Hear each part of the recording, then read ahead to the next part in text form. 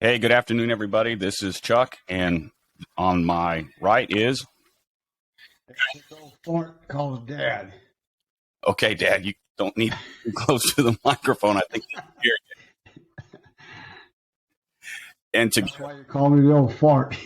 well, that's right. That's why we are the two old farts, and generally we are out and about. Right now, we're not out and about. We're at home doing this thing remotely, just because it's kind of hard to get up with each other and do this kind of thing. I guess this whole idea started, right around Christmas time? Yep. Just a little bit before Christmas. Yeah, when my oldest daughter, Kaylee, was in town and the granddaughters, we were at we had a birthday party for the oldest. And I think it was there while we were bowling, we decided that we should try to share our shenanigans, not just, in the pictures that we would take on Instagram, but like make this like bigger, expand the audience. Yeah. Well, I know we got two people who are looking forward to this, besides you and I. Who's that? Your Uncle Leonard and your Aunt Carolyn. All right. I know Kaylee is too. If your Uncle Leonard gives a thumb up, we'll be all right. All right. Maybe you could get back a little bit from that microphone. I don't want you blowing us out here. So you just like your mom. You complain when I talk too much, and when I don't talk enough, you complain. Well, I learned it from you. Oh, man. So also around that same time, on Christmas Day, when we all decided to get together, we went to one of my favorite places to go in town, Pecker Brewery. Yep. That was a good afternoon. That was a lot of fun. Yeah, it was. You and I first went there, oh my gosh, about 4 years ago now? Yeah, about 4 years ago. Yep, when Mackenzie, I think, was a freshman in high school, or maybe a sophomore. They had gone to practice for state in theater. And so all of the theater productions had to go in order or whatever, and Brenda stayed with Mackenzie. And then you and I took off and went to Mad Pecker for some of their delicious homemade beer. Yep. They're really good. I always enjoy when we have a time to go there. Oh, I do too. And it's so close to your house. It's really convenient. Yeah, your sister went over there with her friends from school just right at Christmas time, a little bit before Christmas. Boy, they had a good time. Yeah, you really have a good time. The food there is really incredible as well. Yeah, surprisingly, usually when you go to a place, they're known for one thing, and the food or something else. But they have both there. Yeah, they do. They really do a great job on their beer and their food. And the hospitality is awesome. We haven't had anybody that wasn't really super nice. No, not at all. Every time I've been there. So I first learned of them probably around the same time that you and I had gone, a little bit before. It was at a 5K run that I did in Helotes. It was called the Beer Run. And at the end of the run, they would have a bunch of local to San Antonio, local to Texas breweries, and they would bring out their samples. And everybody would vote on which one that they thought was the best. And I voted for them because I thought they were the best. And if I remember right, I think they did win that year. I think it was their amber beer. Let me pull up their website and see what beers that they have. Okay. So when you go to,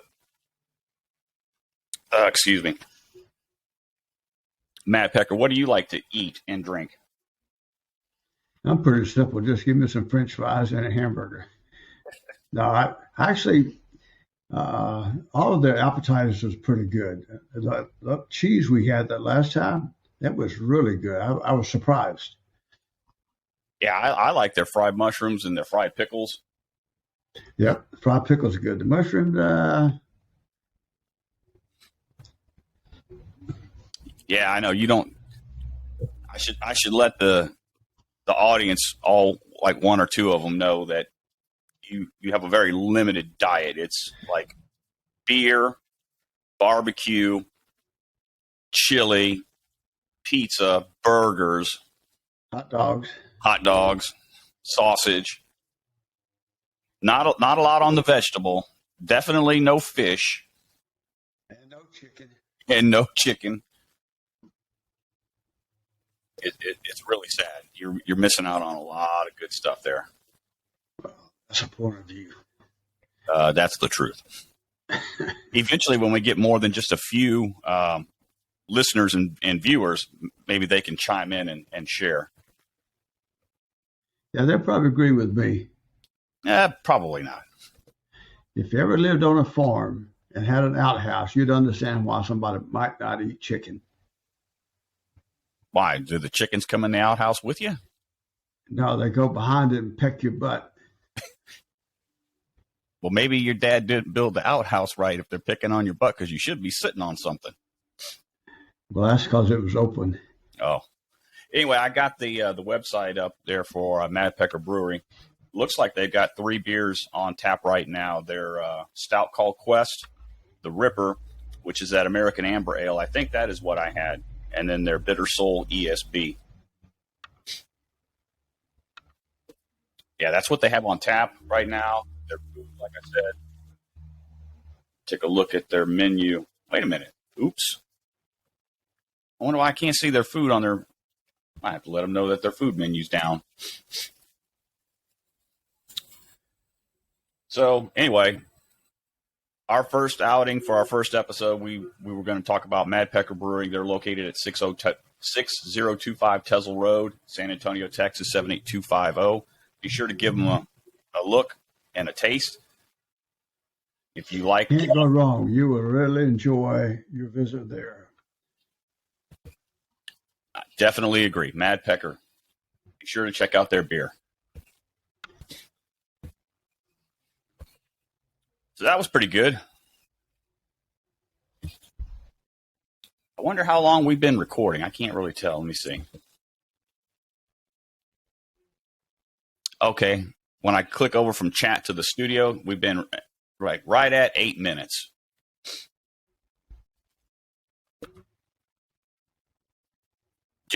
Did you go over to the tab over there to the right? Okay. Man, I tell you what, people are going to get a kick out of watching 2 old farts try to learn technology. Especially the old fart. Exactly. The one who's deaf and gets too close to the microphone so he can hear himself. And sometimes that doesn't work. No, but I don't know how. If I had $1 for every time I told you this, just because it's loud to you doesn't mean it's loud to us.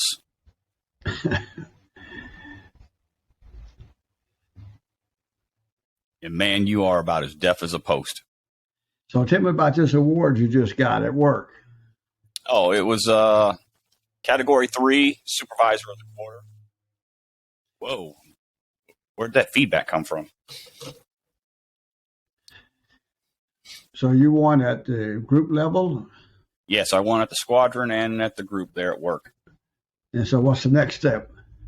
Next step is I compete for the wing, Category 3 Supervisor of the Quarter.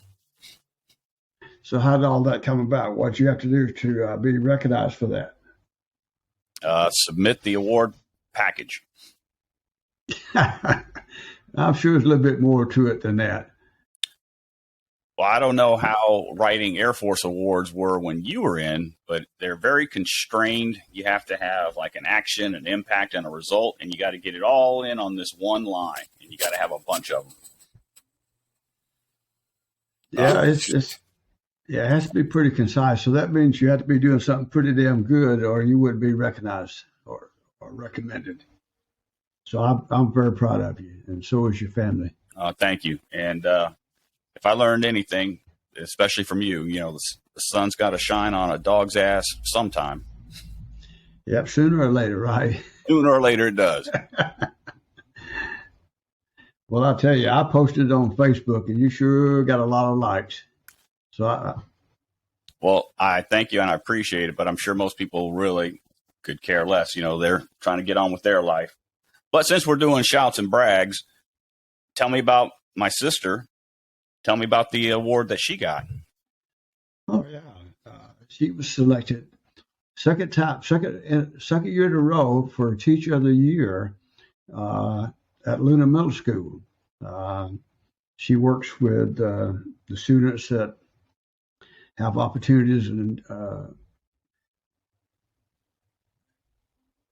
some disadvantages and those type of things. And she was selected by her peer group, which makes it even that much more special. But 2 years in a row for her at Luna Middle School. Well, she must be doing something right. Yeah, she's doing that. She kind of takes after your mom, I guess. Now, I think she's really found her calling when she went into teaching. She is absolutely one of the best teachers I've ever talked to or met.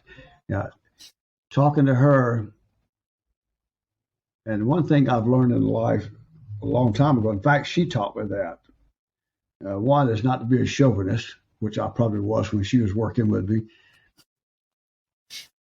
But when you see your two children grow up to be young adults who are very successful, it makes you really proud. And I'm proud of you and her. Because you guys work hard. That's what life's all about.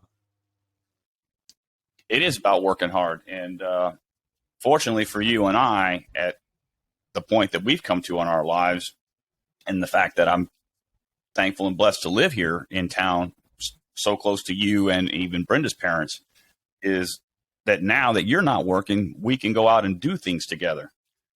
Yeah, that's been my life since I retired. I've been time together. We didn't have that much time before. Exactly, because you were working or I was working, or I wasn't even here in the state, or let alone be country.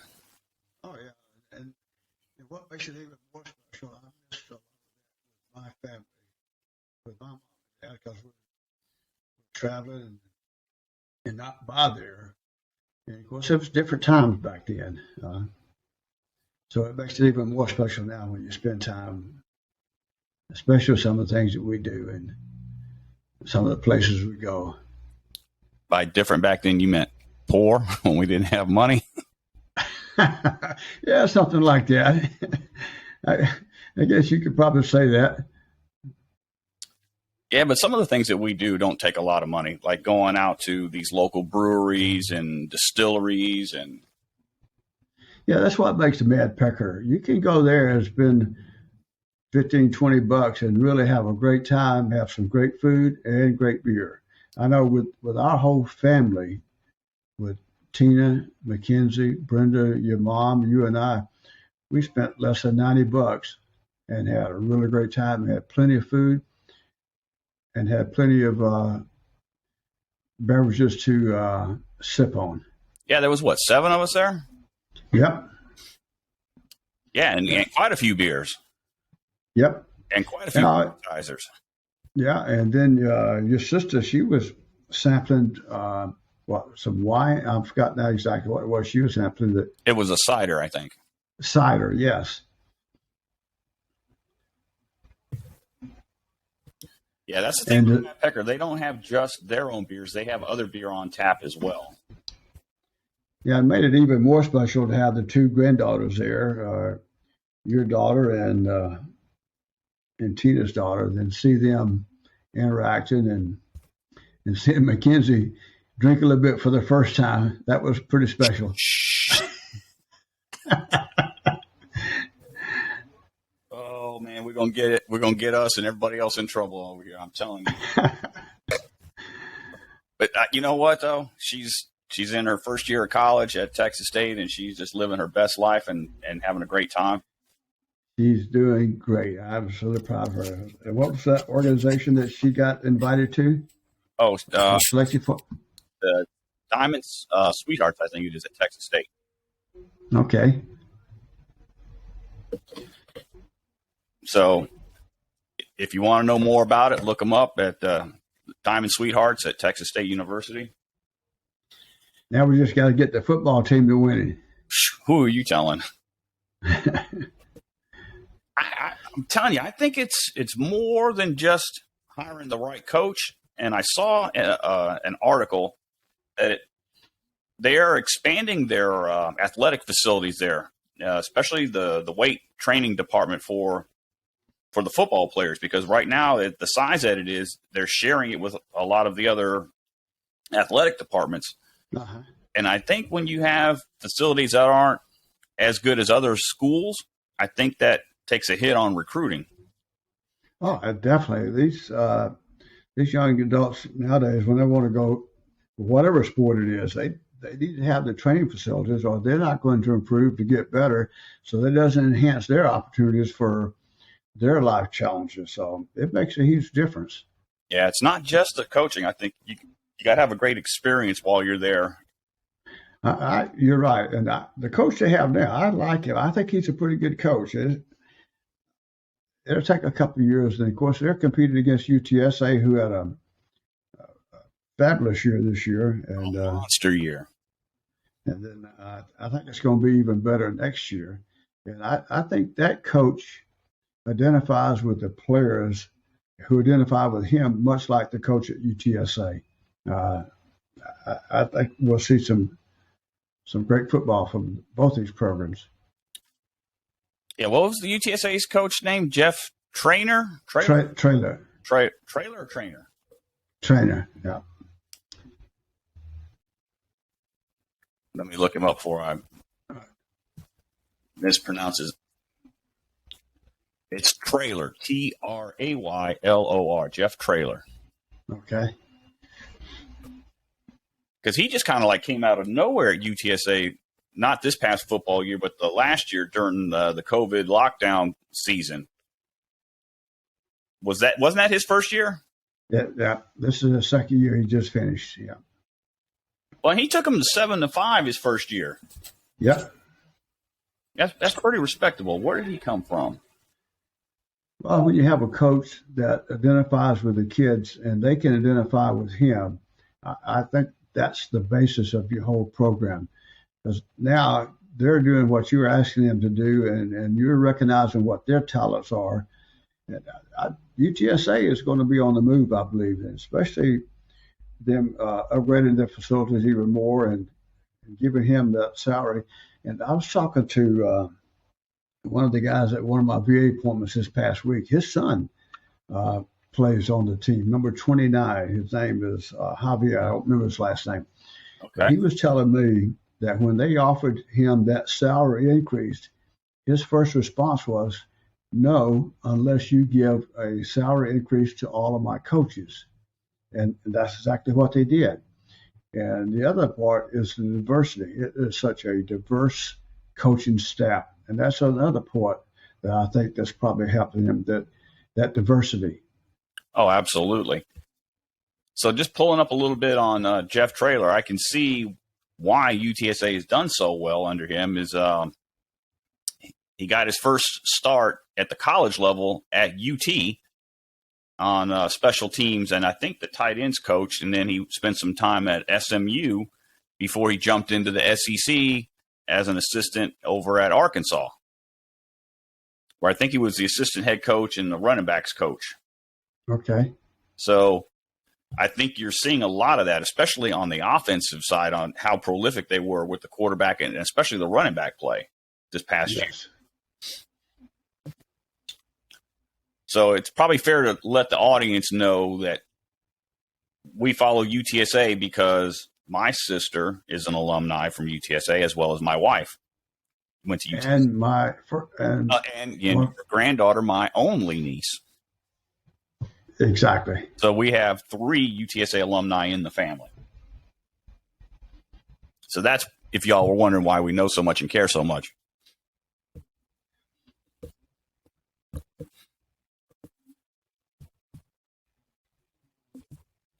So we got some dead air. Come on, old man, talk. I'm just about talked out. Come on, man. We haven't even hardly hit 20 minutes yet. we just hit 20 minutes of chatting. Well, I guess we could talk about Georgia beating Alabama for the national championship, which didn't come to a surprise to me, but and I'm not disappointed since Georgia had such a good ball club this year, but you still want to win that next national championship. Oh, absolutely. But I think you and I going into this season didn't think we would go as far as we did. No, I didn't. And I think the loss to A&M turned that program around. I'm a big believer you can coach these young adults all day long, but until they buy in and believe in your philosophy and what you're trying to coach them and teach them about life, it doesn't matter. So it's psychological. They go into a game thinking, we got this. And the next thing you know, the guys on the other side don't believe the same way, and they got you. Now you're trying to play catch up. And sometimes it's hard to change that momentum. Oh, it is. But they just had a monster defense this year. They really, really did. And they, I guess, did not expect the offensive play in the SEC championship game because, I mean, frankly, I think we caught them flat-footed in that game. And that's a good point of what I'm talking about. I think Georgia went into that game, not the coaches, because they're trying to prepare them and get them ready mentally as well as physically. But you can't change their mentality. They have to. That's on them. That's on the players. And when they don't buy into it, they go in thinking, and they are good. It really showed in this last game. Next thing you know, there's momentum swinging in Alabama's favor, and then it's hard to change it because now you get kind of down a little bit. The coaches try to bring you up, but you have to change that mentality. And once you get down, it's really hard, especially in the SEC. I think that was a big difference in that first ball game. Both sides you got. Of course, it didn't help in that last game when Jamison Williams got hurt. To me, you could just see the momentum going down. The offense just kind of got flat. Other guys are trying to step up, but they haven't had that much game experience. That and the offensive line, there were some injuries, some movement of players around, and so it's hard to throw that football when you got people in your face. Yep. But I got to give it to Georgia. They're one hell of a football team this year, and it's going to be interesting to see what next year brings. That's why I love college football. And just any given Saturday afternoon, anybody can beat anyone. Oh, absolutely. Yeah, I watched some of that FCS and the championship with Montana State and Oilers. They just don't get enough recognition. And I was glad to see that, contrary to the conversations you and I had earlier with the selection for the teams that we had in the championship game, I think Cincinnati earned the opportunity to be there. Oh, absolutely. I was totally impressed by Cincinnati. And their season kind of mirrored Alabama's season where, it seemed like they played to the level of competition that they were playing, as well as because they were undefeated each week, every team that was playing them stepped up their game because they were trying to knock them off. Exactly. And I don't think Cincinnati got enough credit or gets enough credit because to go undefeated beginning to end is difficult. And as a matter of fact, they were the only team that was undefeated in the CFP. Yep.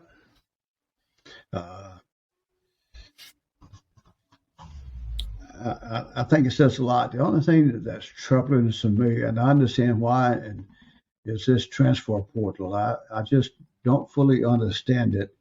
I understand there may be some reasons for some players to transfer, but it seems like you look around, there's 15, 20, 30 players that are transferring. Well, you can't not expect it. I mean, if they look at the depth chart, and every year they sign more and more players, as well as, the top players are leaving and going to the NFL or graduating. Yeah. If their level of play hasn't gone up and it being reflected by the minutes played in the game, they've got to go where it's best for them. I get that, but take the quarterback from Oklahoma, Caleb. It's pretty obvious to me that he would be the starting quarterback next year, but now he's transferring out to USC. So those are the kind of things that I just don't really understand, and I find concerning. You talking about the kid that replaced Spencer Rattler during the season? You're right. Well, he kind of had a setback. But then again, the coach left Oklahoma to USC, frankly, in my opinion, because he was scared to play SEC talent. But, again, that's my opinion. I agree with that. And I think Texas and Oklahoma are going to have a real surprise coming as far as the caliber of play, not just Alabama, but the whole SEC. Even Vanderbilt, who's typically doesn't do that well, always has good ball players and play well. Oh, absolutely. But the problem with the Big 12 over the last few years is it's kind of mimicked the Pac-12, where they just throw the ball and last man to have the ball wins. They don't do a lot of defense, and if you're going to play in the SEC week after week, you better get some defense. Yep. It's going to be interesting to see. I love the Raging Cajuns, and Billy Napier going to Florida, so that's going to make a huge impact, I think, there too. It's going to make that SEC East Division a little bit more challenging, I believe. Yeah, but down there in Florida, it's been a coaching carousel. It's been kind of a nightmare down there.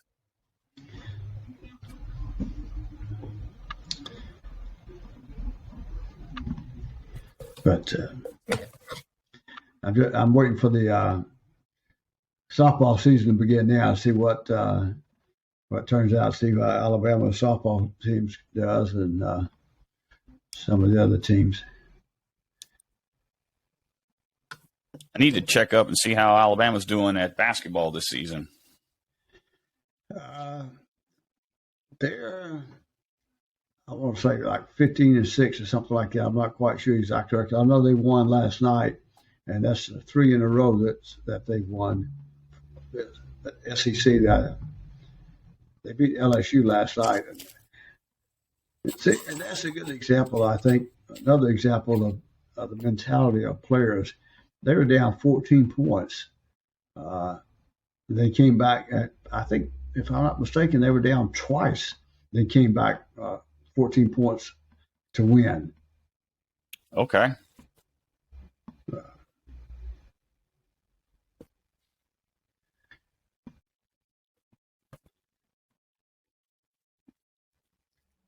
Sports is like anything in life. You have to be aware of what's going on, what your surroundings are, and you have to plan. If you don't plan and look ahead and ready for tomorrow, Green Bay last night got beat. By my Niners, I believe that was. Yep. So that means your Aunt Bertie is down smiling on us today with her 49ers. But Green Bay should have won that ball game. When you have a block punt and a block field goal, and then you have one run back for a touchdown, to me, it was because of the position. I didn't think the punters I thought they were a little bit too close. They weren't back far enough. You could see later in the game when they punted again, they were a little bit further back. But then when you only have 10 players on the field, on a field goal attempt that's blocked, that falls on the players as well as the coaches. Kind of like Dallas with 14 seconds left on the clock. Absolutely. Let's run the ball. Not knowing what you're supposed to be doing. And when you have players that are making the money they're playing and been around as long as they have, they should know the rules as well as the coaches. And the coaches should be stepping in too. But it goes back to attitude and mentality. That it does. Well, we should try not to stay too focused on college sports, like I mentioned to you, because, like I said, if we are the two old farts out and about, we haven't been out and about to an athletic event in a long time, especially an SEC event. Yeah, we got some games coming up we're going to be able to make to this year. So we should try to look into getting tickets to the Alabama Longhorn game this year. Yeah, absolutely, that's going to be it's going to be the second game. The second game of the season for us. I think so. This is I can't remember the last time Alabama had played a home and an away game. I think last time was Penn State, wasn't it? Yep. Yeah, because Saban usually he does a one and done, and it's almost always on a neutral field. Let me see here. Looking up on the interwebs. Yeah, somebody posted the other day on Facebook to talk about Bear Bryant, their favorite coach, and he's mine too. Followed by Gene Stallings. I love that guy. I love A&M and all the connections between A&M and Alabama. Then Nick Saban is my third favorite. But I'm going to shock you when I tell you who my fifth favorite is. Bo Schembechler. Oh, God. Michigan State. I can see that. Michigan State, they back in late 60s, early 70s, they were a good team, a good ball club. Yeah, and what was really good about that era, coaches talked to each other, I think probably more than, at least it seems like more, and they shared players with, especially like Bear Bryant and some of the things that he did with Schembechler and some of those guys. I think you were right. It is the second week, September 10th, Alabama at Texas. Yep. I bet your tickets are going to be expensive. That's all right. You're rich, so we can go. Yeah, you're the retiree. You're the rich one. I'm still working. I still got to work to live. Yeah, you need to call your mom and start telling her, and so I can get on her good graces between now and then. Oh, man. Looking at close to 50-yard line seats, about $1,600 right now off of StubHub. Oh, yeah.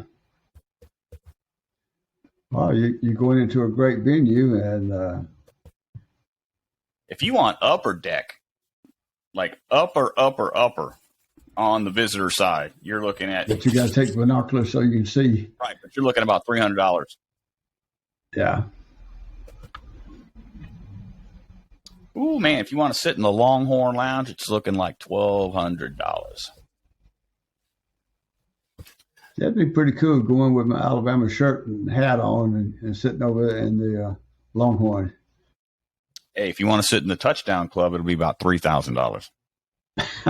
Hey, maybe if we could get a few thousand million listeners, maybe they could all chip in. Absolutely, chip in a couple of bucks, right? Chip in. And send the two old farts off on a trip where they could have some fun.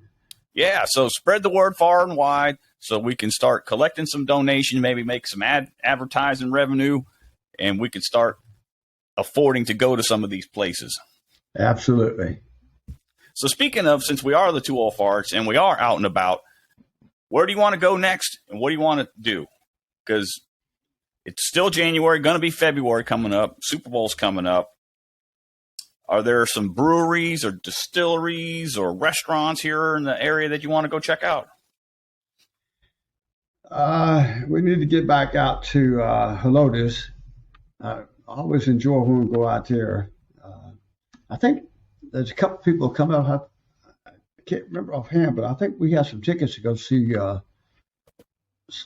someone there here pretty soon. And well, I know I got tickets for you and Mom and myself to go see Johnny Mathis later this year at the Tobin Center.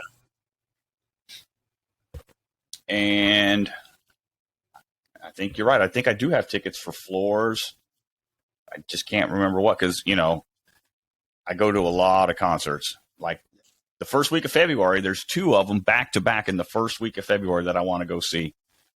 Who are you going to go see? Well, I'm going to tell you the same way I told people at work, because they're always like, hey, who are you going to go see this week? And I'm like, why do you ask? You don't know who they are. And if I tell you, you're going to be like, I've never heard of them. But yet, so to satisfy you and all of my friends at work who've always like, who are you going to go see? So February 1st, I'm going to go see, headliner is Obituary with Municipal Waste and Enforced and Gate Creeper. So there's going to be 4 bands on that bill. So it's probably going to be an all-night affair. So you're going to be jumping off the stage again? No, I'm getting a little too old for that. This will be like my 3rd or 4th time seeing Obituary. They get thrown on a lot of band tours. They've been around a long time. They're from Florida. You should check them out. That was pretty sad. Go ahead. Pretty sad about Meatloaf passing away. Oh, absolutely. That Bad Apple album, I mean, that was a game changer back in 1977. Yeah. But you didn't listen to that kind of music. You were still listening to that shit kicker country music. Hey, that's what it's all about. I know. I like that stuff too now. Little Merle Haggard, little Waylon, little Willie. Yeah, man. We've seen a couple of those guys. Then throw in a little Webb Pierce and a little Farron Young. That's a little before my time. But the band that I'm looking forward to on that bill with Obituary is Municipal Waste. They're kind of like a thrash metal meets kind of a punk kind of a thing that I'm really into right now. And then the next night is Tool. They've been around a long time. They came to town about 1.5 years ago, and I was unable to get tickets. And what tickets I could get were so far up in the nosebleed at the AT&T Center, I was just not going to go. But I got better seats. So on the 1st and 2nd of February, back to back, I got concerts. Another band, or it's a guy, but he has a band, and he's playing at Floors on February 11th on a Friday night, is Austin Mead. Austin Mead. You saw him with opening up for Stoney LaRue a couple of years ago at Floors. So, hey, if you want to go, we can go check out Austin. He's going to be headlining. Sounds good. Speaking of Austin Mead, a few years ago when I had gone to see Iron Maiden here in San Antonio, just another guy, looking about my age, we just kind of struck up a conversation and started talking. And he mentioned he had a son that, played music. And I asked him, where and what kind. And I said, really? I said, I listened to that and I've been to those venues. And I said, what's his name? He goes, Austin Mead. I'm like, you got to be kidding me.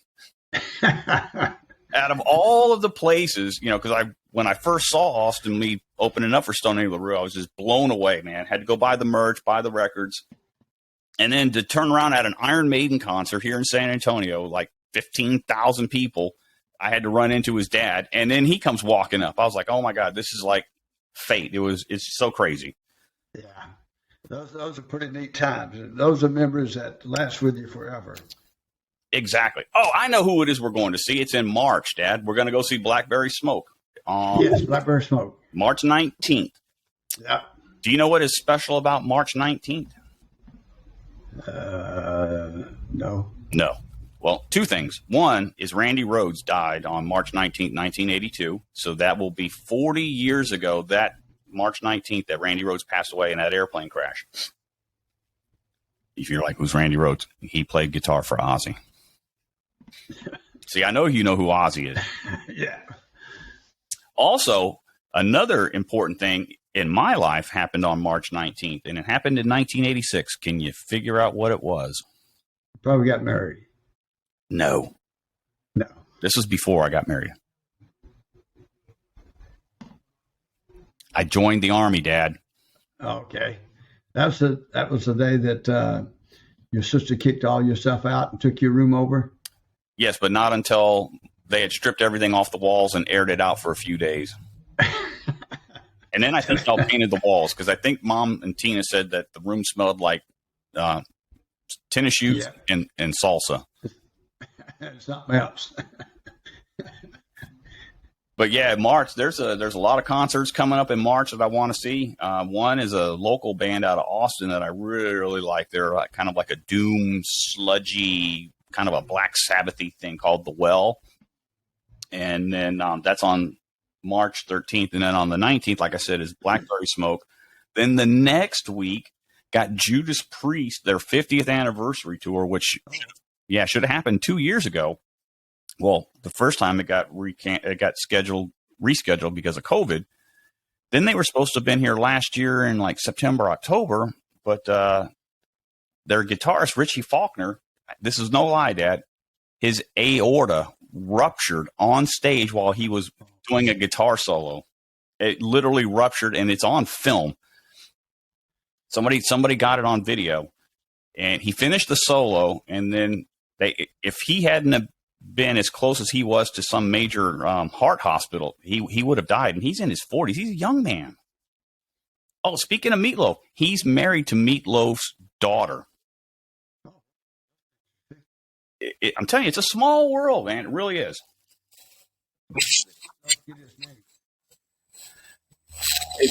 So I had just read up on it the day that he died. It came from a nickname he got in high school playing football,